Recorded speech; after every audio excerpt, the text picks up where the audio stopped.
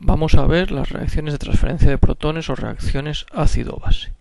Vamos a empezar en este primer trozo conociendo el concepto de ácido-base y intentando un poco trabajar con sus disociaciones.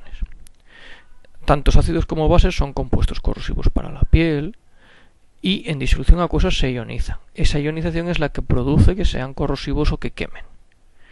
El estudio de estas dos sustancias o de estos tipos de sustancias se debe a Arrhenius y a Bronsted-Lowry.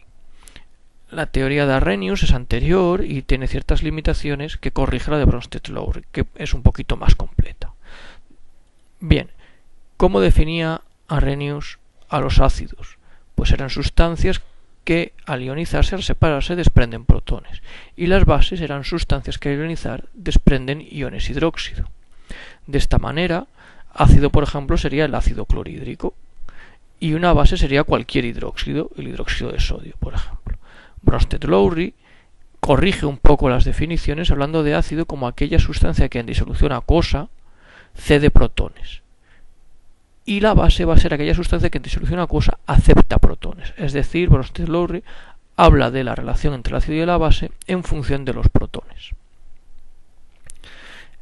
Arrhenius tenía problemas para explicar, por ejemplo, que el amoníaco era una base.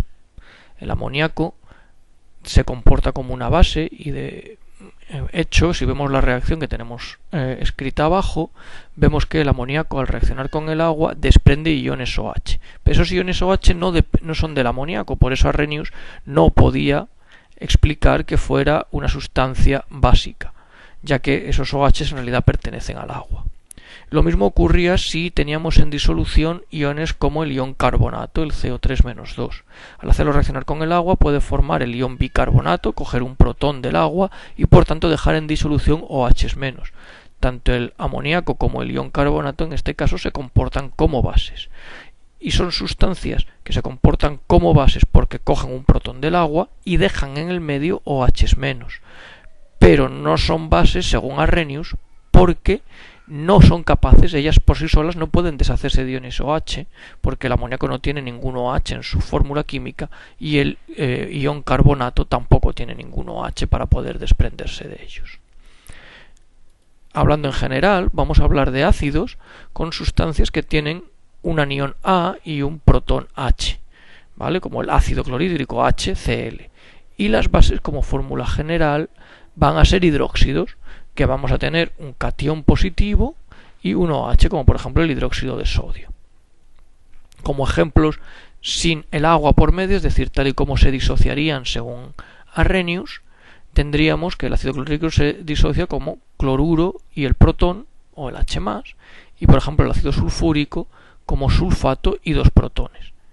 En el caso de las bases, pues tendríamos el hidróxido de sodio, que como veis se separa en sodio y el ion hidróxido, o el hidróxido de bario, que se separa como bario y dos iones hidróxido.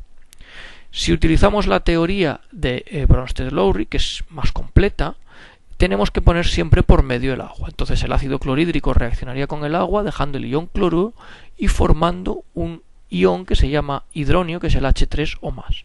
Tanto el H+ como el H3O+ son lo mismo. A uno le llamamos protón o H+, y al otro ion hidronio, pero ambos indican acidez. Con el ácido sulfúrico, como va a desprender dos protones o dos hidrógenos, se va a deshacer de ellos el sulfato, va a reaccionar con dos moléculas de agua y por tanto va a dar lugar a dos iones hidronio. Pero como veis, las reacciones son completamente equivalentes a las de sin agua. Cuando trabajamos con bases y trabajamos con el agua, la reacción es análoga. Lo que ocurre es que el NaOH, el hidróxido, se separa de manera que el sodio se queda libre, el OH del hidróxido, que lo tenemos en color rojo, va a coger un protón del agua, un hidrógeno del agua, formando una molécula de agua, y va a quedar suelto un OH menos que en realidad pertenece al agua. Entonces lo que ha ocurrido, y es una base, el hidróxido de sodio, porque el OH coge un hidrógeno del agua. Es decir, realmente la sustancia básica es el OH, no el sodio. Lo mismo ocurre con el bario. Lo que pasa es que el bario, como tiene dos iones hidróxido, cogen dos hidrógenos de moléculas de agua y forman dos moléculas de agua, dejando los OHs de color negro que pertenecen al agua en disolución.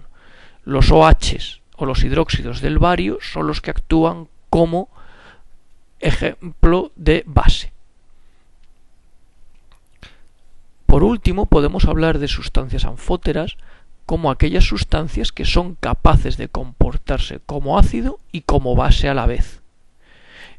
El agua, por ejemplo, se comporta como base cuando coge el protón y se convierte en H3 o más, que es lo que le ocurre cuando lo ponemos en contacto con el ácido clorhídrico, como vemos en el ejemplo de arriba.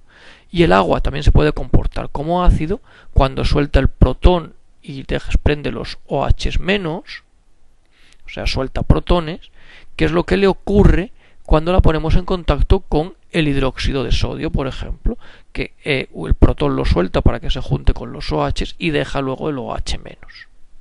Bien, con esto hemos hablado un poco de los conceptos generales de ácidos y de bases, y ahora ya vamos a profundizar un poquito más en ellos en el siguiente vídeo.